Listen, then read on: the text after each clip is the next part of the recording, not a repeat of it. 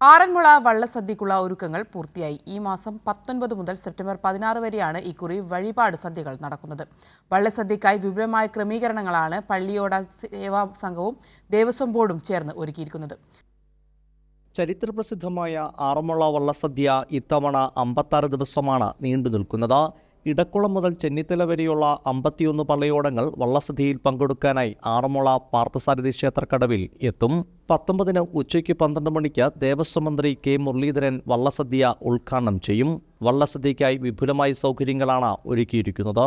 ഓരോ ദിവസവും ഏകദേശം 5000 ആളുകളെങ്കിലും വരുമെന്നുള്ള പ്രതീക്ഷയിലാണ് ക്രമീകരണങ്ങൾ ചെയ്തിരിക്കുന്നത്. ക്ഷേത്രത്തിനുള്ളിൽ 10 ഓഡിറ്റോറിയവും അല്ലെങ്കിൽ സദ്യാലയങ്ങൾ, അതോടൊപ്പം പുറത്ത് 8 സദ്യാലയങ്ങളും വഴിപാട് വള്ളസദ്യ നടത്തുന്നതിനായിട്ട് ഒരുക്കിയിട്ടുണ്ട്. വള്ളസദ്യ ദിവസങ്ങളിൽ KSRTC ബജറ്റ് ടൂറിസം വഴി ദിവസേന എത്തുന്ന ഭക്തർക്കായി പാഞ്ചന്യം ഓഡിറ്റോറിയത്തിൽ പ്രത്യേക സദ്യയും സജ്ജമാക്കിയിട്ടുണ്ട്. പ്രത്യേകമായി വരുന്ന പഞ്ചപാണ്ഡവ ബഡ്ജറ്റ് ടൂറിസം പദ്ധതി വരുന്ന ആൾക്കാർക്ക് പാഞ്ചേനി ഓഡിറ്റോറിയത്തിൽ ദിവസവും വള്ളസദ്യ നൽകുന്നതിന് പ്രത്യേക ക്രമീകരണമുണ്ട്. ഇതുകൂടാതെ ആർക്കെങ്കിലും വള്ളസദ്യ അനുഭവിക്കണമെന്നുള്ള ഒരു ആഗ്രഹം പ്രകടിപ്പിച്ച് അവർക്ക് ചെയ്ത് വള്ളസദ്യ കഴിക്കുന്നതിന് സ്പെഷ്യൽ പാസ് മുഖേന അവിടെ ക്ഷേത്രത്തിനടുത്ത് തന്നെ പാഞ്ചേന്യത്തിനടുത്ത് തന്നെയുള്ള മറ്റൊരു സദ്യാലയത്തിലും ഒരുക്കിയിട്ടുണ്ട്. ഇതുവരെ 470 സദ്യകളാണ് ബുക്ക് ചെയ്തിരിക്കുന്നത്. ബുക്കിംഗ് 550 കടക്കുമെന്നാണ് സംഘാടകരുടെ പ്രതീക്ഷ.